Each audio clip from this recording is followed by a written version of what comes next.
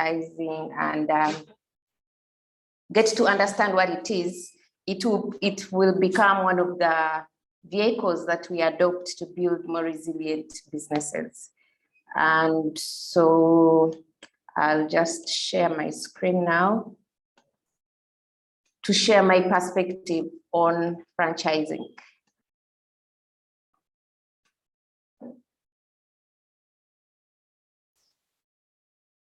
Ronald, can you see my screen? Hello? Yes, we can, Antonia. Yes, we can. Perfect. Perfect. Yes, we can. All right, thank you. So I thought we just start by looking at, understanding franchising as a growth strategy. Obviously, there are many other strategies, and what are these? So looking at expanding your business, one could decide to start from scratch. If you have a location in Masaka, you might decide to go to Arua and start all over again. Then one other way would be to go to Arua and find an existing business, eat up the competition, or partner with them in a joint venture or franchising. So we are going to spend the rest of our time together today talking about franchising. And one thing I can say about the expansion strategies, I think it depends on your level of risk. How much risk do you want to take on as an individual when you want to expand? I think generally that is what informs the expansion strategy that you should adopt. But I hope our conversation about franchising will open up your mind to what are the advantages. Why should you look to invest in a franchise business, or why should you franchise your own business? But before we go into franchising, we'll talk about JIBU. From JIBU, I think we were one of the first franchise businesses in Uganda, and there were others, and I'll explain the difference that are different from us. So I'll talk about JIBU and then go in depth to talk about, what franchise, what is it when you talk about franchising? What do we mean? How does that business model work?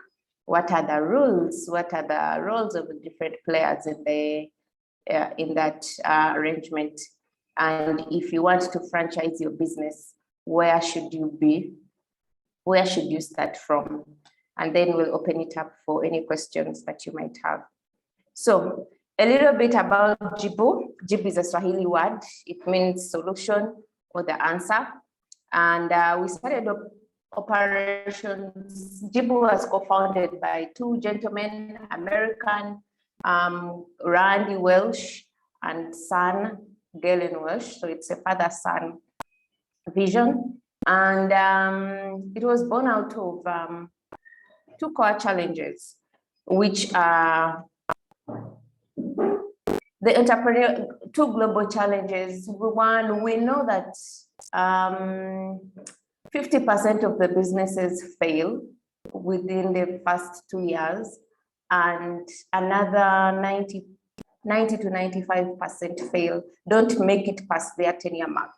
So whereas Uganda is recognized as one of the most entrepreneurial countries in the world, many of our businesses fail. We don't see many legacy businesses. And so JIBU looked at this as an opportunity to harness that latent entrepreneurial potential that we have as a country, as a continent. But also, on the other hand, we have an access issue to basic necessities, things like water, clean energy. We find that these are only accessible to the very few, the rich, that are the ones that were accessing bottled, safe drinking water. So combining these two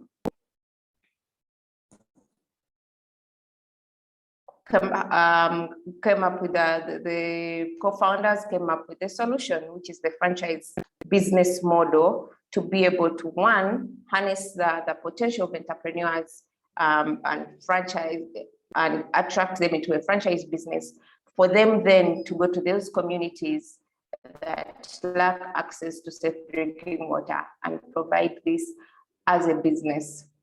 So we are providing necessities in a way that is profitable to the franchisees and sustainable. And why do we exist? We exist to transform the world through the franchise business model. And we believe that entrepreneurs are the answer. They know their communities, they know the needs of the people. Once given an opportunity, they can indeed transform those communities. So this is our vision.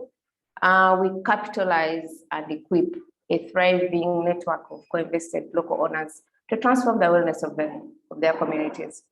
And capitalize there means we provide them with the assets that they need, all the benefits of franchising, as we are going to see. So we started operations in 2015. So in about 6 years since we started, this has been our achievements. We are now in 6 countries, 7 actually. If you look at DRC, we are in 2 towns. So with over 150 franchises, that is about 25 franchises a year, if we have to look at averages. And if we look at countries, we expand almost a country every year. And how have we, and this includes the COVID years, 2020 and 2021. So you may ask, how have you been able to achieve this success? And that's what we are here to talk about today. We've been able to expand so rapidly because of the franchising business model.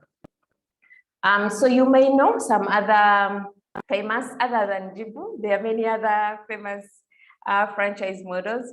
I think for us in Uganda, KFC is one of those, Pizza Hut, but then worldwide, we have the giant McDonald's and many others.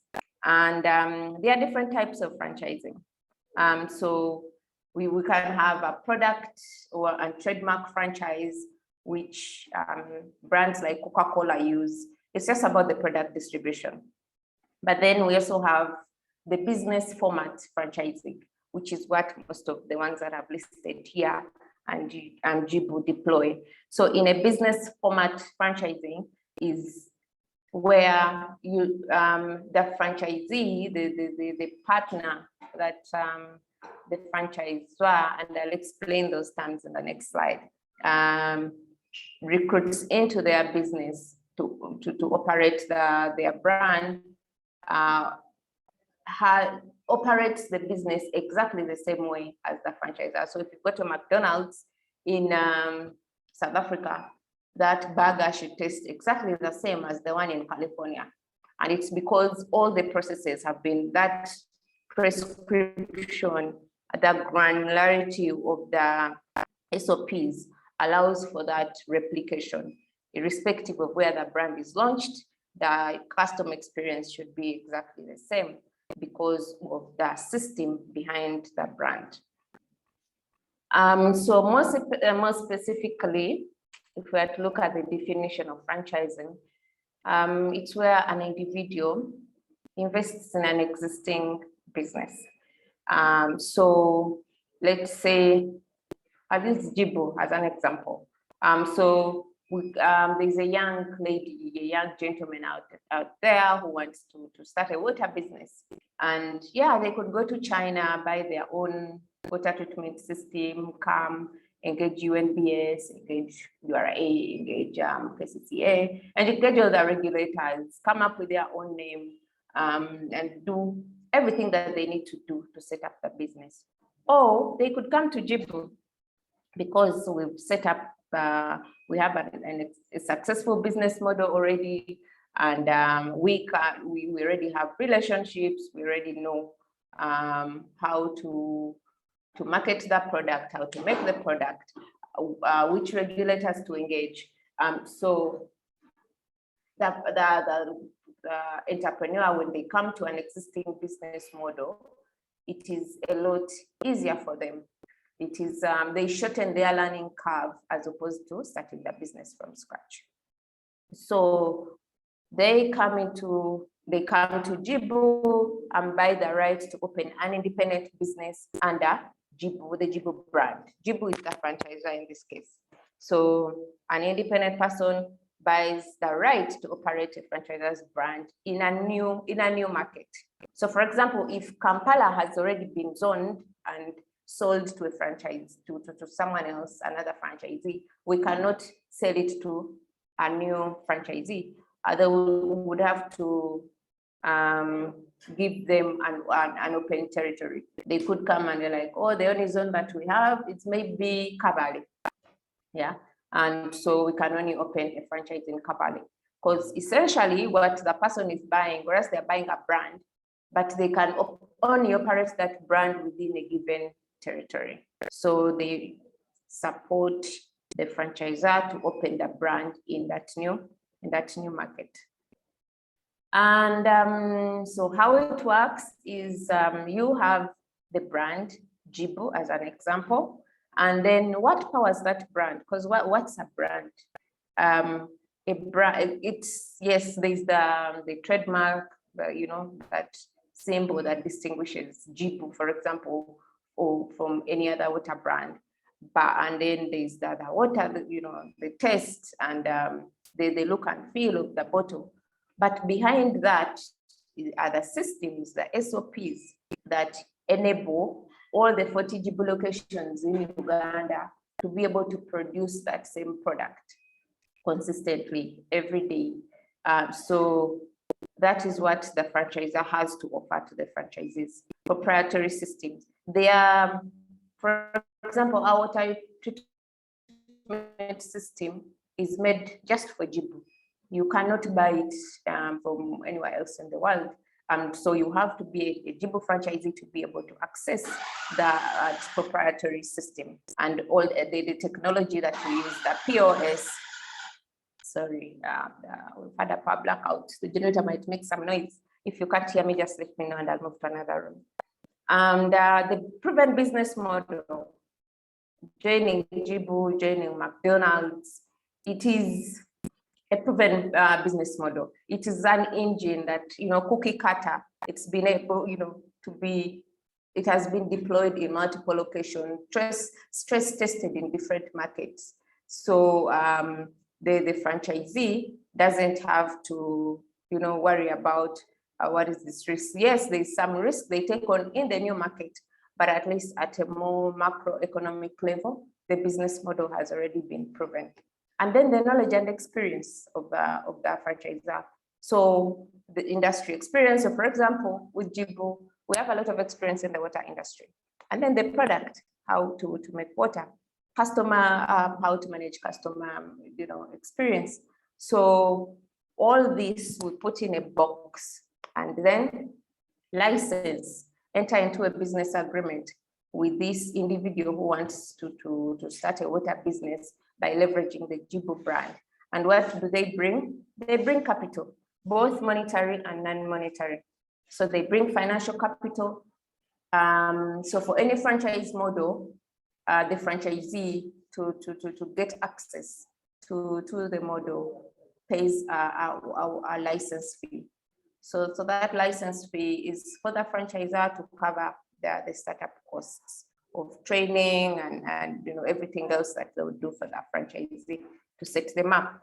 And then on an ongoing basis, there's a royalty fee. So it can be a fixed fee or it can be a percentage of sales, whichever way that the franchisor wants to structure it. So they have to put up that capital. And then there's social capital. Yeah. Remember our example, someone has a business in Masaka, but they want to go to Arua. You don't understand the culture. The franchisor doesn't understand the culture in Arua. Or for JIBU, if we want to franchise Tanzania, like we did, we don't understand the culture of that in Tanzania. We don't know the local regulation. So the franchisee that we license to take over that territory would bring that expertise in, that capital in, where we leverage off each other for the business to expand to that new market. Then intellectual capital. The franchisee takes on the management burden, which I know if you have more than one location in your business, you know that this is one of the biggest challenges of any business. When it rains, people are late to, you're worried. Did they open today? Oh, someone has lost, a relative. They are not at work. Decision making. They made the right decision. But with the franchisee, you're dealing with the fellow owner of the business. Because remember, these are two legal entities coming together. So that management burden, managing performance, productivity, is on the shoulders of the franchisee. So looking at the roles specifically, the franchisor, who is the owner of the brand, is the one who is in charge of stewarding the brand, making sure that it remains fresh, and defining brand standards so well. Things like, what are our brand colors? What is our logo? What are the products that are associated with our brand? So that all that is the responsibility of the franchisor. What is our brand essence? What is the promise we are making to customers? And then they also focus on, scaling to reduce costs. One of the benefits of joining a franchise business model is the economies of scale. So like I said, with JIBU, we are with 150 franchisees. When we go to the market to buy bottles, to buy whatever inputs that we need, we have much higher bargaining power than if an individual entrepreneur went to the same supplier to buy bottles. So, and then we pass on these cost savings to our franchisees. Protecting and growing the brand, that is a big part of what the franchisor does. So protecting the brand means enforcement. We are all playing the same game as a franchise network, but there are rules to follow. For the customer to get that consistent product, to get that consistent experience, things have to be done a certain way consistently. So that one of the big roles of the franchisor is to make sure that the franchisees that they've recruited into their network consistently follow the rules. And that's what that means is you have to do audits, you have to have a team that is going out all the time, a surveillance team, to keep checking. If you're in a sensitive industry like water, it's even, it's even more rigorous. You have to have technicians, quality assurance officers, and so on, to be able to ensure that everyone is doing the right thing. And then growing the brand, regional marketing. So franchisees can't come up with a, like a marketing campaign that goes on air, on TV or radio. All that is managed by the franchisor, because remember, you have to maintain that brand consistency. So whereas you get input from them, the franchisor is the one in charge of the regional countrywide marketing of the franchisees. On the other hand, manage within their community. They manage the last mile distribution, sponsorships at that level. So they do their own local marketing while the franchisor does the regional or countrywide marketing. Increasing efficiency. So the franchisor is also responsible for technology to increase efficiency, tools. So generally to keep innovating, to make sure that the brand is always better, more efficient, delivers better margins for the franchisees and a better experience for the customers. On the franchise, so the example we give is, a football analogy. And would look at a franchisee as the franchisor as the coach, who, let me just move this, who plans the strategy, composes the team, meaning, the franchisor is the one who recruits franchisees into the network, defines strategy, able to guide, consult, and support, but is not able to impact the result actively. Once the game has started, once you've recruited the franchisee and they're out in their territory, we are not able to directly impact the results because one of the drawbacks of franchising is loss of control. You are not there in the day-to-day management of the business, which is why the choice of franchisee, the choice of partner that you recruit into the network is really, really important. And ultimately, the franchisor is the one who is accountable to the brand. So I said in Uganda, we have 40 franchises, but at the face of every franchise location, you see JIBU. So when customers go to these locations, they've gone to JIBU. They don't know that there's Magi beverages behind a JIBU location as a separate legal entity from JIBU corporate. And so ultimately, the franchisor, who is the brand owner, is the one who is accountable for the brand experience. Franchisees, they own customer relationships. So as JIBU corporate, we really don't sell water, we don't sell gas, whereas those are the products I've listed here on the side, but we don't. We sell a business opportunity, but it is the franchisees who then produce and sell the water and the gas and the other products that we have. So they own the end user customer relationship. So understanding their local market, which is one of the big strengths they bring to the table.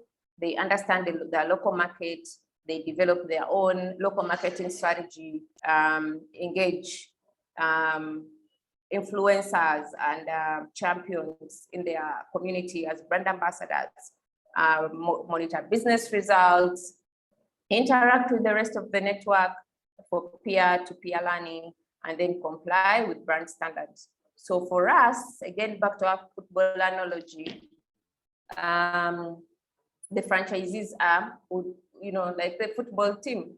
They are the ones who actually play the game.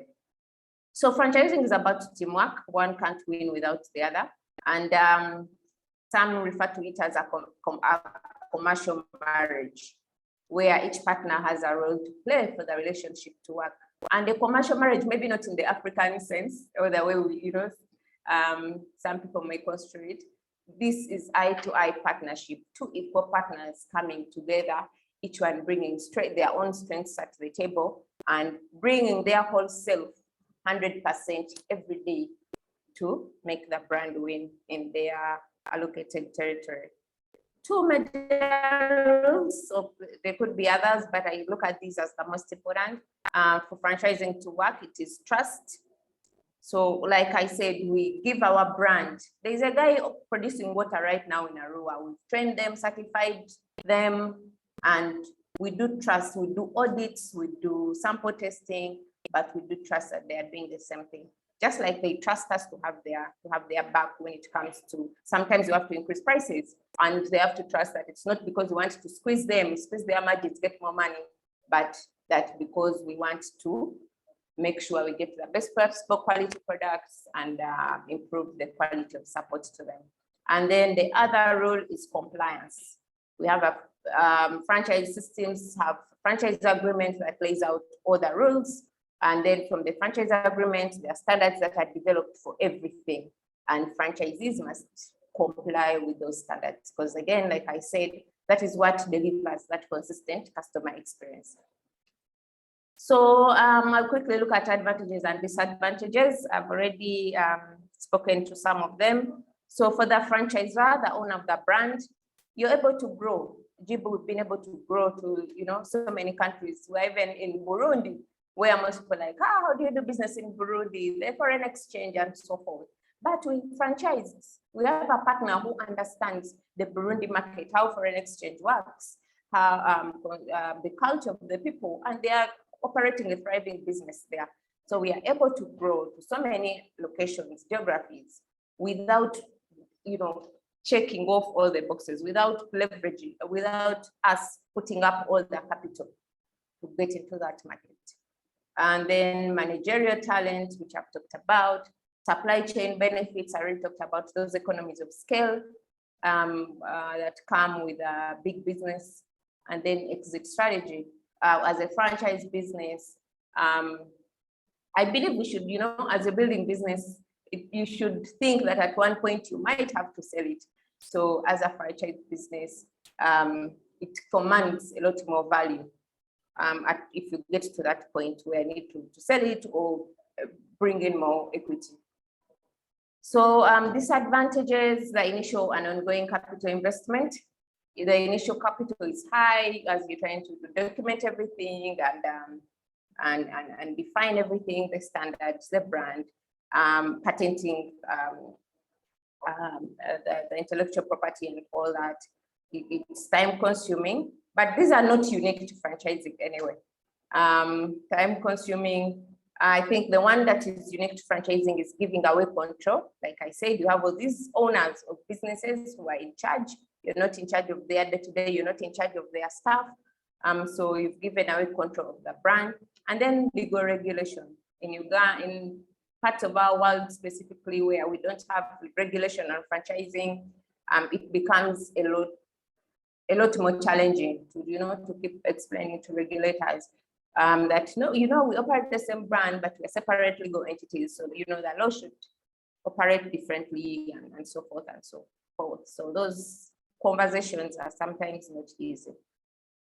Then to the franchisee, they are getting into, instead of starting their business from scratch, they are getting into a developed brand, So they straight away they have that big business advantage. Yeah. When a JIBU launches in Kabale, there is already JIBU in Masaka, there is JIBU in Barara, 2 JIBUs in Barara. And so most likely so many people have already heard about JIBU as opposed to someone starting their business from scratch. Established systems, I've talked about that. Expertise support system. We have training, we have support. So you're not alone. Most of the reasons why businesses fail is because of all these things. And this is exactly that box of tools that you get as a franchisee. So you shorten your learning curve. You don't have to make the mistakes because the people that came before you in the network, even the franchisor before they started, they made those mistakes and already documented the solutions around those. Talked about economies of scale that come from supply chain. You can, use some of the best technology and innovation and marketing, because again, at the franchisor level, you're part of a big business that can afford to have all these things. And then you can validate the business before you invest. For example, you can come to JIBU, ask about, profitability of a franchise, how much money. Generally draw up a business plan with more validated assumptions than if you are to do this on your own from scratch. Disadvantages, again, for the franchisee, just like for the franchisee loses control because you're not going to set your own prices, come up with your own product, run your business, the way you want. Those are prescribed by the the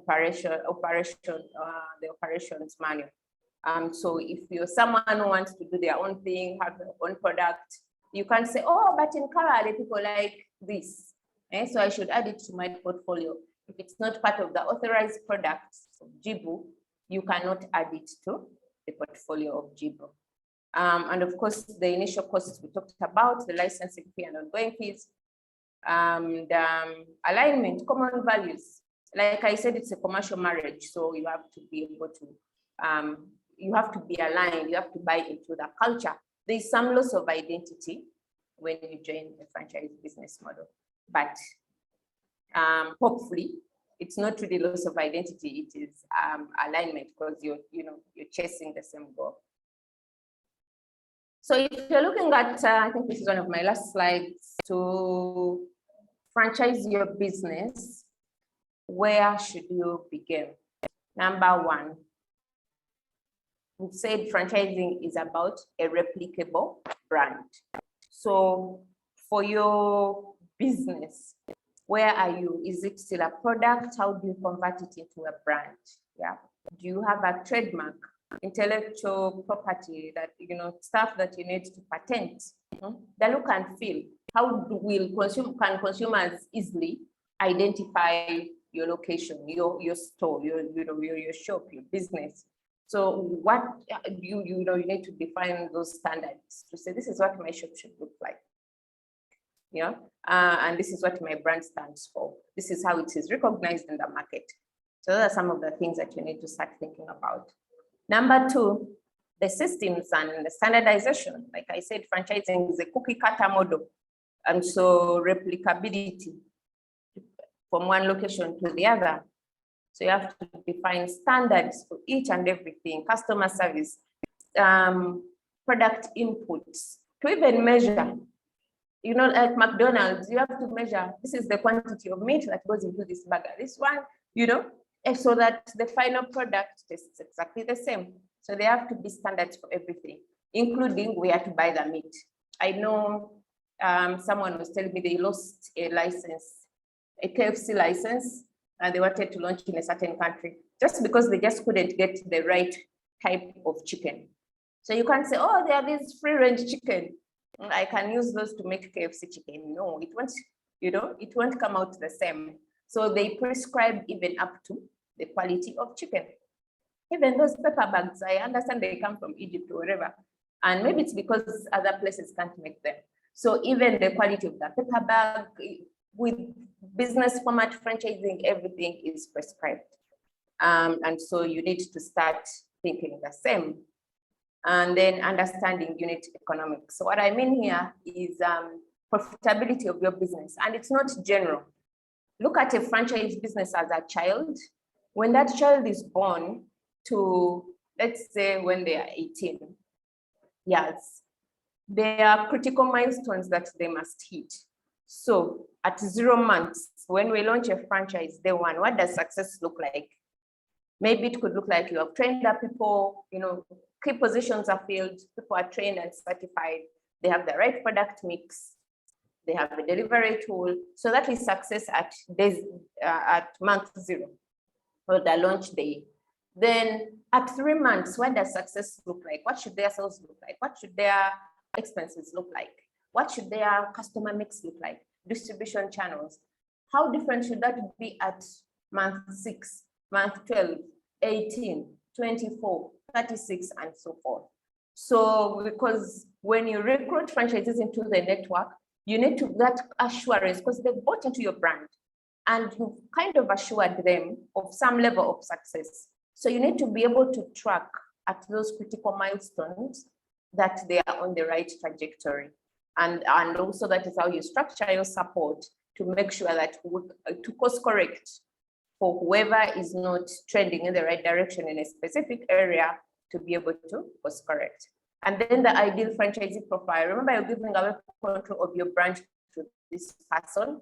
So who is it that you want to be married to? And so try to, to think about those characteristics of that person. So in conclusion, franchising is about a replicable brand. It's about systems, there are processes, distinct patterns, and there's a predictable outcome, a consistent promise to the customer that is met every time.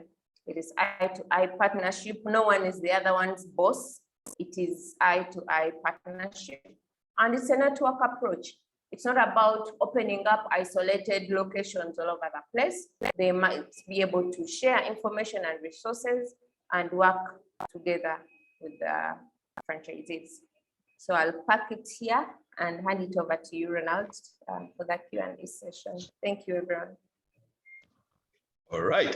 Thanks a lot, Antonia, for that elaborate presentation. I do believe that many of us have gotten a kind of a sneak peek into this whole subject of franchising. In my opinion, it always feels a bit distant. And the fact that the opportunities are on both sides as a franchise and as a franchisee.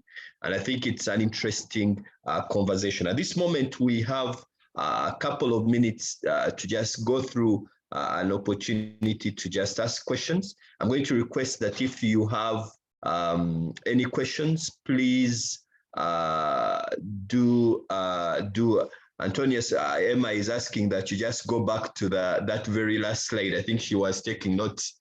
So just put the screen back to the last slide so that he can be able to pick up a couple of things, I think. Yeah, perfect. Yeah, Alex has his hands up. Council, please go ahead and ask your question. Thank you very much, Antonia. I hope you can hear me. Very well. Yes, we can. Okay, great. Thank you very much for the presentation. I think for me, I'm a lawyer. So this is a very, very interesting, I think, innovation that we all have to think about in terms of business expansion. I think the question I have is on employees. I arrived a little late, so if it was touched, I beg to be excused. But I'll beg your pardon on it.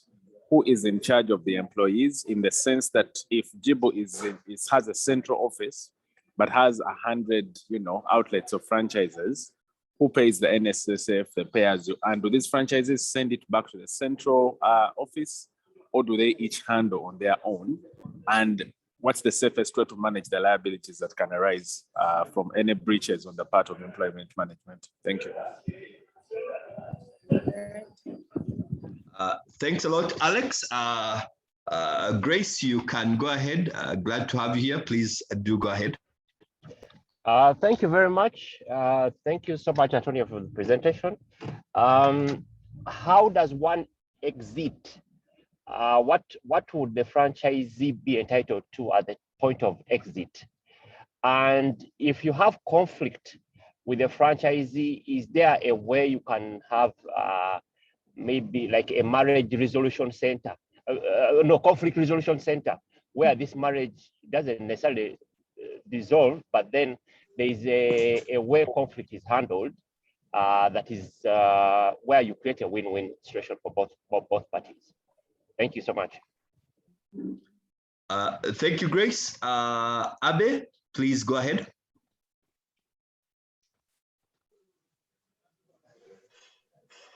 Thank you, sir. Thank you, Antonio, for that presentation. My name's Dr. Mtumba Abe. I spent 5 years doing a PhD in franchising readiness in a developing country like Uganda. I happen to have studied JIBU and appreciated JIBU as a local example. Already people are saying, at least we have something we are seeing in Uganda rather than studying McDonald's. And Antonio, you've presented so well. I actually have learned more. Keep it up. JIBU, you're leading us very well. Now, quick questions here. In Uganda, what I discovered in those years is that some people actually steal intellectual property. For example, your JIBU working so well, you find a JABU in future, whom we call copycats.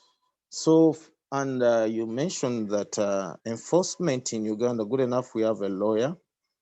Intellectual property enforcement and sustainability in Uganda is a bit challenging. If you remember the case of Riam Cola, Pepsi, and Coca-Cola, etc.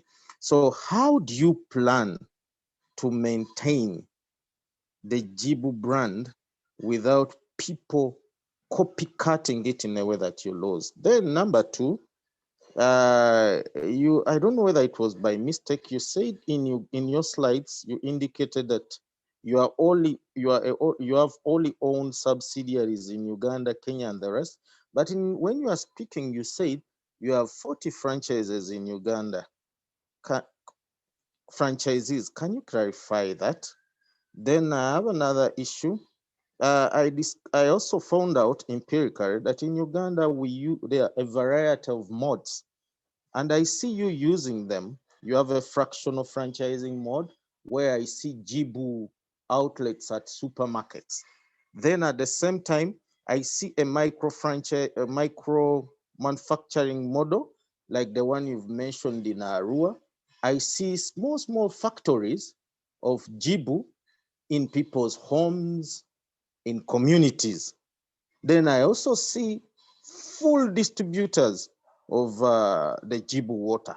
How do you manage this mix of models? Because it's a good thing. My data shows that that's a good model. But how do you do it? And why did you choose that? last, as I finish, I'm also asking, you say that, yeah, there is loss of control. The franchisees cannot bring in new innovations. But I found out that in Uganda, as you also see, beverage companies, soda companies have actually got some innovations here from the franchisees, and they have been taken up by the entire system. Look at the case of, is it Rock Boom?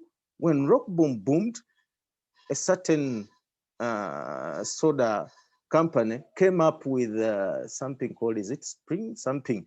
There's some kind of energy drink. Already we are seeing the Bushera, is it called? Ades Bushera, coming from the locals, coming here. If a big brand like Coca-Cola or Pepsi is able to appreciate and take up innovations that are coming from the local partners who are the authorized dealers and distributors, why not JIBU?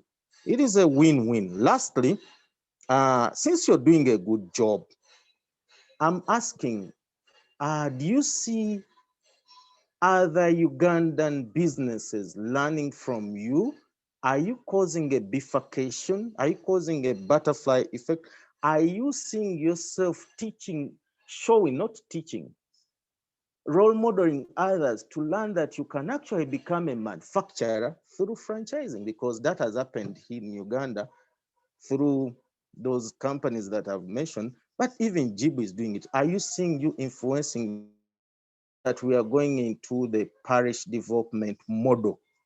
Can we have some community-owned franchisees whereby you have a factory owned by the community? Sorry for the 5 questions in one, but it's for learning purposes. I'm here to learn together with you. Thank you for the opportunity. Thank you, Antonia. I think Antonia, take those, then we'll take another round if time allows. All right. These are all great questions. Thank you. I think I'll start with the one I saw in the chat. Someone was asking for an example of a trademark.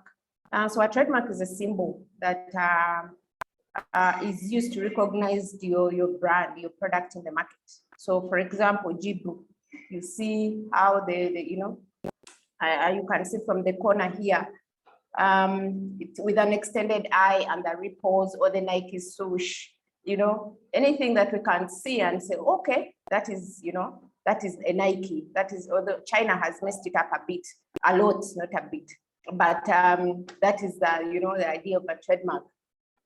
So the first question around employees, who is responsible for the employees? I'll go back to the definition of franchising. You have 2 separate entities. You have JIBU on one hand, JIBU corporate, and then you have, let me say, Maji Beverages. An individual wants to come and operate under the JIBU brand, but they come as a separate legal entity, Maji Beverages Limited. So Maji Beverages Limited employs their own staff, pays them, files their own taxes, separate from JIBU corporate. So it's at the face of the business that we have JIBU. So Maji Beverages Limited will operate as JIBU Kabali, for example. But at the back end, the legal entity is separate from JIBU corporate. So they employ their own staff, pay their taxes and all the other statutories, and we are not liable for their staff or their related taxes. But we do influence because we train and certify. So if a franchisee, for example, brings me their relative to train, I will evaluate and determine for this role that they want, that they are being recruited to do in the franchise. Are they able to do it? If they are trained, will they understand the training? If not, then I can tell the franchisee, sorry, we cannot take this person because they're going to fail the assessment.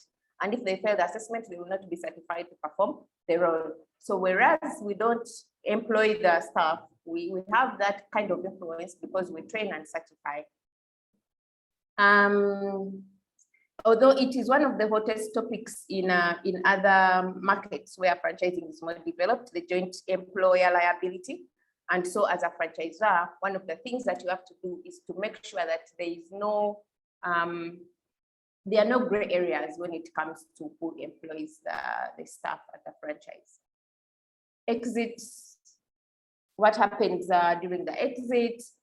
It depends. Yes, we've terminated franchise agreements with some franchisees, and it depends on the reasons. One, if it is a non-compliance issue, we've had a franchisee who started their own brand within the JIBU location. So in those cases, we terminate immediately. When we terminate, then it's about, squaring off the numbers, who owes who money, and what is the value of the franchise. If someone comes and they're like, oh, we had someone who was leaving the country to go to the US, and we valued the franchise, and then they found a buyer, but we still have to evaluate the buyer to make sure that they fit the right profile of the franchisee. And with conflicts, we do have an arbitration system. We have a brand development council. So our cohort, our network of 40 franchises in Uganda, for example, we have like 6 cohorts by region. So each of those cohorts has a leader, and then that leader, so the 6 leaders from the 6 cohorts form the brand development council. So some of the minor infringements, for example, so-and-so is in the southern one zones and whatever, we can first push them to the brand development council for arbitration. Or even some other issues when we're thinking about, oh, we should terminate the agreement of this franchisee. We've issued them several warnings to improve this and the other. And if we feel we've done our best and we are not seeing results, we can push it to the brand development council to say, he's one of us, you guys are in the business, try to help this person as well, this franchisee. So we leverage the brand development council a lot for self-regulation within the network. And that's a similar structure for all the markets where we are. Issues of intellectual property, these are rampant. We've seen so many copycats, but I think at the end of the day, it is the consumer who decides. And that is why franchising is first and foremost about the brand. Yeah, how strong is your brand? How consistently do you deliver on that brand experience? Because you may not control, you might have the non-compete clauses, but we know the legal process is expensive and you might not even get the result that you want. So what we've decided to focus on is the brand experience, such that, yes, you may start, we've had franchisees, they go and start their own water production company with a different brand. It's okay, the market is big enough for all of us. And sometimes we look at it as a success if they can play fair. So, okay, you can learn the skills, how to operate a business, and you can go and start your own successful business. So with that, I think on the legislators have to improve our laws when it comes to intellectual property, but it is something that is we face. And subsidiaries. So in some, I think you are referring to this slide. In some countries, JIBU is the one that directly licenses franchisees. So in Uganda, Kenya, Rwanda, and DRC Goma, JIBU is the franchisor that directly gives licenses to the franchisees. So in Uganda, we have an entity, JIBU registered. So that entity, JIBU Corporate, is the one that has issued franchise licenses to the 40 franchises that I referred to. Whereas in these other ones that have area master franchisee, we have licensed a partner for each of these countries. So Zambia has one area master franchisee who in turn licenses franchisees in that market. So they recruit their own franchisees and train and enforce standards with our support, but they're the ones that are directly responsible. And then distribution channels, yes, we've had to keep tweaking the business model. So before we had one franchisee in charge of a given territory, let's say Arua, and then with time you find that you're not distributing deeper enough, you're not growing as fast as you should. So then we create other layers. We can have a distribution franchisee, someone who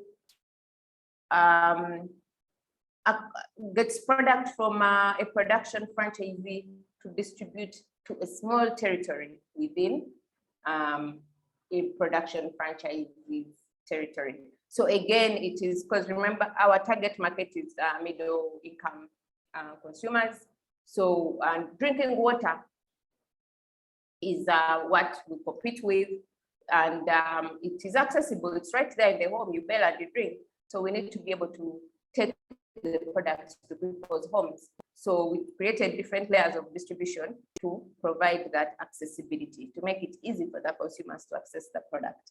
Creativity and innovation in franchising, you gave some good examples. And what I meant was that if you have a KFC license in Uganda, you can say, oh, but in Uganda, there's a big market for pork. So I need to have pork on the menu. Yeah. KFC has defined products for their brand. So creativity can happen within the franchise network by bringing the idea to the franchisee. So for example, you go to some markets, I think even Kenya, and you find ugali on the menu of KFC.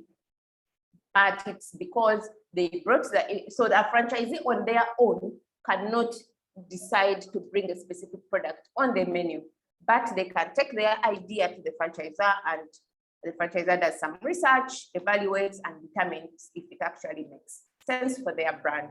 So what I meant is that the franchisee can't do it on their own, whereas if you have your own business, you can do whatever you want. But in franchising, it goes through that process, always goes back to the franchisor to be the one to determine if a given product or any initiative is good for the brand. Other businesses in Uganda learning from us, yes, we've had some people come in. We're open to sharing knowledge. Some people coming in asking questions and starting something. But I guess I also thank Enterprise Uganda for this opportunity to share. I hope it will be a big step in getting people interested in franchising and actually us resulting in us and Uganda seeing more franchise businesses. Because in America, for example, there are 750,000 franchise systems, businesses like McDonald's and the rest in other industries. And they employ over 8 million people. 80 million people. So in Uganda, with our unemployment, with business failure rates, I think franchising is really one of the strong strategies that you can employ to address those challenges. Thank you, Antonia, for those submissions. I think we have time for just one more round of questions. If you please do put up your hand, and you can be able to be given a chance to share, or you can post your question in the chat room. Yeah, I think listening to your submission, especially on the issue of copycat, which is a big one. I think it's one of those complex things. How do you make sure the legal environment is strengthened? And I think that conversation is one which is ongoing with the regulators. I think which as entrepreneurs we need to work on more through our lobby organizations like PSFU, like the CASITAs of this world, the federations and the chambers, so that we can be able to make sure it's strengthened. Geoffrey, you can go ahead and please ask your question.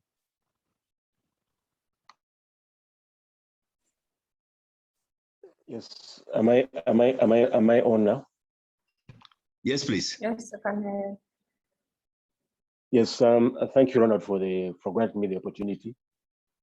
And thank you, Antonia, for that good presentation. And my question is that what does a license to operate a brand like JIBU cover? Sorry, I didn't catch that. Could you just repeat the question, please? Okay, I repeat again. Okay, what does a license to operate a brand like JIBU water cover? Okay. So is that like how much in terms of capital? Maybe in terms of capital and other things that may come along with it. Okay. Yeah, possibly also the question of which kind of person is the person you are looking for as JIBU Water to be a licensee. I guess I'll just add a thing or two to Godfrey's question there. Godfrey, I hope we have captured your question right. Yeah, perfect. Yeah, right. Perfect. Thank you very much. Dr. Abe, you had another question. I don't know whether Alex is still on. Alex, you could also talk just a bit about what the current legal framework is to protect your copyright, and well, a bit beyond. You are someone who is in the legal profession. I don't know whether you're still on. Dr. Abe, you can go, and then we can see if we can catch Alex. Yes, please. No, thank you.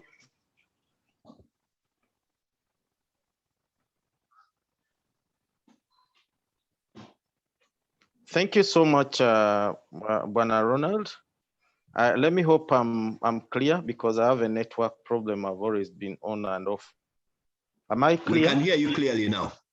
Okay, thank you so much. I'm requesting Antonio to because I'd gone off to remind me the answer to my last question to do with the parish development model, connecting JIBU to the parish development model so that we have community inclusive franchises, because I was off and I want to learn. But my question is to do with partnerships, because the franchising model has developed further to an extent that even the franchises enter into partnerships for the good of the brand. Of course, already partnerships beyond the ones with the franchisees, but with other big brands, even franchises, because already JIBU has some partnerships with supermarkets. But looking at the example of KFC and Shell is a big franchise, KFC is a big franchise, but there's a partnership between KFC and Shell. We find KFC outlets at the Shell service stations. We also have the one of Coca-Cola with particular restaurants. Now I'm asking JIBU, do you have some new partnerships you've entered into? Do you plan to have some? And if you plan to have some, what is your take in line with our Vision 2040, where we have these new cities that want to attract big brands to their cities in order to develop further? Because JIBU can easily develop into a central facility or an anchor business, just the way we see KIU Western Campus in Ishaka-Bushenyi changing the economy around there.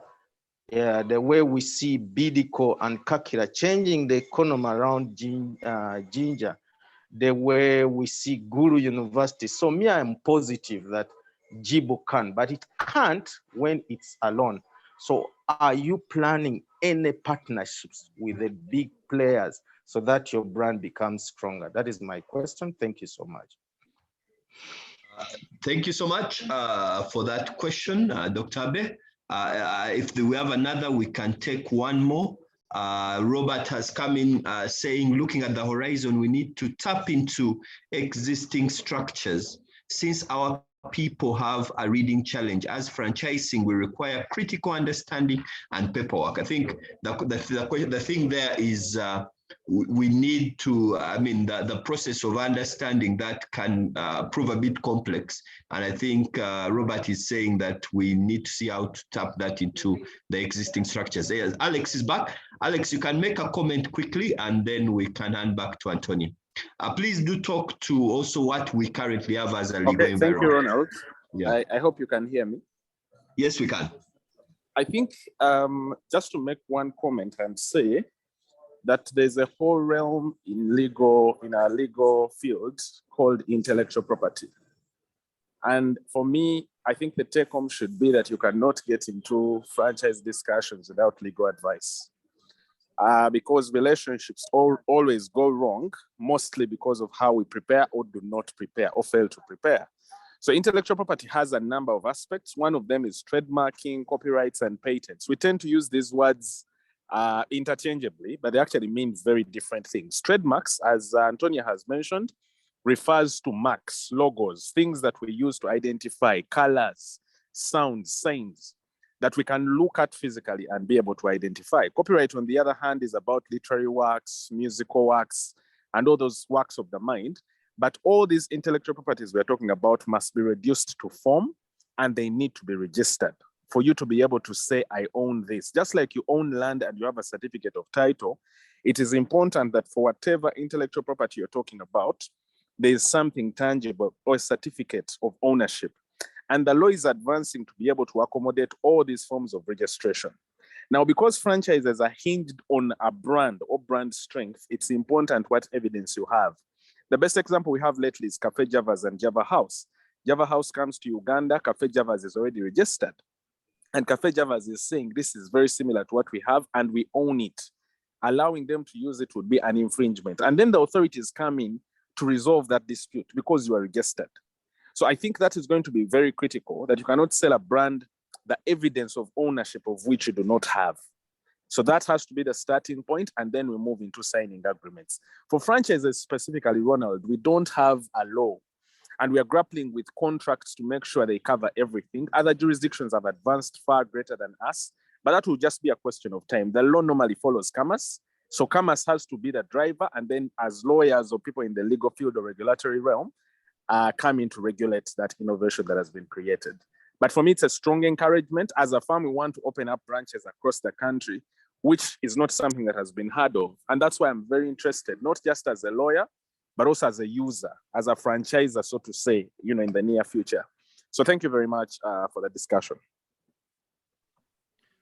Thank you, Alex. I think listening to Alex, I feel like we may need to dedicate an entire session to understanding that whole subject of intellectual property. As Alex has rightly mentioned, it is a wide area, but I think in the business community, many of us don't fully appreciate it, especially the concept of ownership, that if I have a saloon, I can at least own the name and the brand of that saloon to that extent, even within the current laws. So I guess it is one of those conversations which we'll see whether we can organize an independent session on. Antonia, I will hand back to you, then you can give the responses, and then we can wrap up the day. All right. Thanks for these questions. So about the brand, how much it costs, different franchises cost, the initial license fee is different. McDonald's is more than $1 million to get a license to operate a McDonald's franchise. JIBU is a social franchise, yeah? And what that means is we are cognizant of the environment where we operate. We know that Ugandan who has the entrepreneurial passion and talent might not have access to the capital that they need to set up and operate a JIBU franchise business. So we've kind of subsidized the initial setup fee, because for McDonald's you paid $1 million and then they'll tell you the space requirements, where to buy the warmers, the grills, whatever you need, which engineers to use. So it comes up to a lot of money, but it is also an engine, a money-making engine. It's the best system in the world when it comes to fast food. And for us, being a social franchise, it is a subsidized rate. So it's about $5,000, and then the ongoing fee that you pay of each liter of water that is sold. And with the $5,000, then we set up for you a water treatment factory.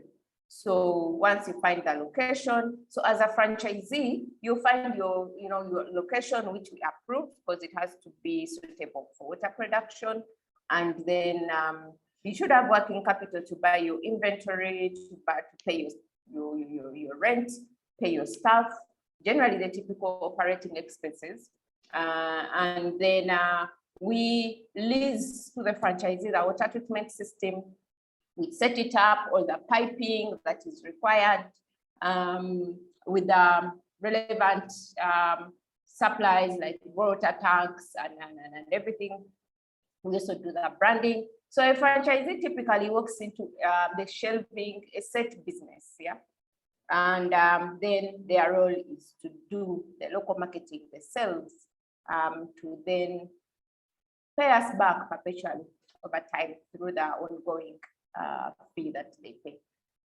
But it's because JIBU is a social franchise. Other franchises charge so much more. And leveraging partnerships. So we had, I think the last couple of years, we've had to really strengthen the brand, because even as you're approaching people for partnerships, what I bring into to the table. And we've approached a few, especially now in the industry where we're going with clean energy, with LPG.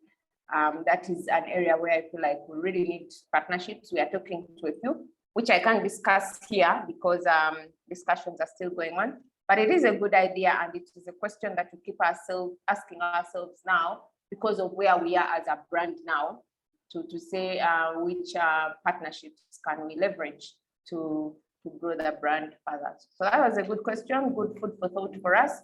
And it is something that, yeah, we're already asking ourselves. Someone asked a question around franchising being complex. Yes, franchising is somewhat complex on the part of the franchisor. So if you're the one who wants to franchise your business, like Council Alex elaborated, there's legal work that needs to be done. There's documentation for all your standard systems, processes, brand guidelines. So remember when I said it takes up a lot of capital initially to get all this work done. But you have to look at it as an investment. It's not an expense. It is an investment that you're making, which then launches you into all these other territories. When you now start recruiting franchises into the model, that investment keeps paying off over time. So yes, it does take some work, and it's best to work with legal consultants and other consultants that are, because you remember you have to continue operating your business while all this work is going on if you're getting ready to franchise. So it's best to work with people who are experienced to do that for you. And so, but it is an investment that, if you have a strong brand, should pay off with time. Partnerships with the government model, I think that's a conversation we'll have with Enterprise Uganda, since we know you're a big part of it, just to see how we can leverage that model as well to get these solutions to the communities. Thank you, Antonia, for those responses. There's a quick question here from Rosemary. Can franchising be possible in all sectors in the economy, or is restricted to some? You can just quickly answer that, and then we can wrap up the day. All right. Thank you, Rosemary. That's a good question. I thought franchising was, only for products, water, food, until I went to the International Franchising Conference. And in the US, people franchise anything. Like I said, they have over 750,000 franchise business models. So for as long as, like Council Alex said, as long as you can figure out the intellectual property, what is it that you own about your business that you can say is yours, is your creativity, is your innovation? If you can get that piece patented, and then follow, all the other processes that you've talked about around the standardization, the SOPs, then anything can be franchised. Any business can be franchised. Thank you, Antonia. And indeed, as you have rightly put it, the franchising may be new to us as a country, but it's certainly something which is very, very well utilized in other advanced economies. Mr. Grace Munira talks about from Vine Pharmacies. Grace, we're very happy to have you. I think you have seen a number of them, and he has also mentioned that they do franchise. So if you want to do some business with Grace, please do reach out to him. I think it is a conversation which we certainly would want to continue. I guess the opportunities, we are really just at the starting point of this conversation of how we can grow our businesses through this model. So it's such an honor to have had you, Antonia, on this conversation. There is a poll which should have reached you by now. I hope that you have managed to respond. We hold these sessions every Thursday at 9 o'clock.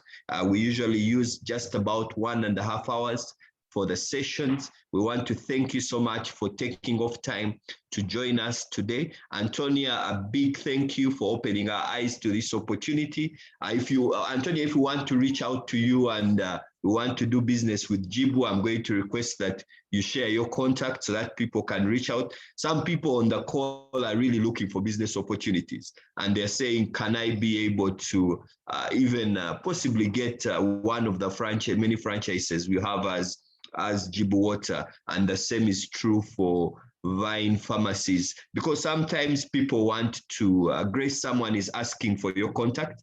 Please do share your email and your contact so that people can reach out. There are many people I meet who say, I'm really struggling to invest. And they don't want to be the frontline entrepreneur, but they really want to kind of be able to dive in with a more successful brand as JIBU is, as Vine Pharmacy is. And that is why this is an interesting conversation. Alex, when you succeed to franchise a professional service, I want to hear about how that goes.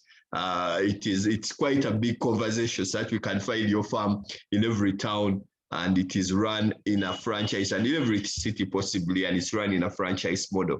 So it's such a powerful concept. Next week, we'll be hosting Mr. Chichi, who is our executive director. He will be on the call. We want to thank you. We will be able to share with you an email and a link, but to say a big thank you for your time. As we close, Grace has shared his email address. Please, those who want to reach out to him, please do the same. Is true. Antonia has also shared her email address. Please do reach out to her also if you want to be able to engage more. But the same is true for all of us. Please do share your contacts, the business which you do. The purpose why we have these sessions is to make sure we do business together, we grow together. As Enterprise Uganda, we have been in the business of supporting businesses for the last 20 years, and we are convinced that it is an ongoing conversation. It's not a destination where we reach. It is a journey which we have as a team. So we want to say a big thank you. Please do follow us on our Twitter account. I'm going to request the admin team to post our Twitter account. Follow us on Twitter so that you can get updates, and our Facebook page and our YouTube channel where most of these recordings are posted, so that if a friend didn't manage to attend this session, you can send them a link from our YouTube channel so that they can be able to participate. Once again, a big thank you. Thank you so much for being here.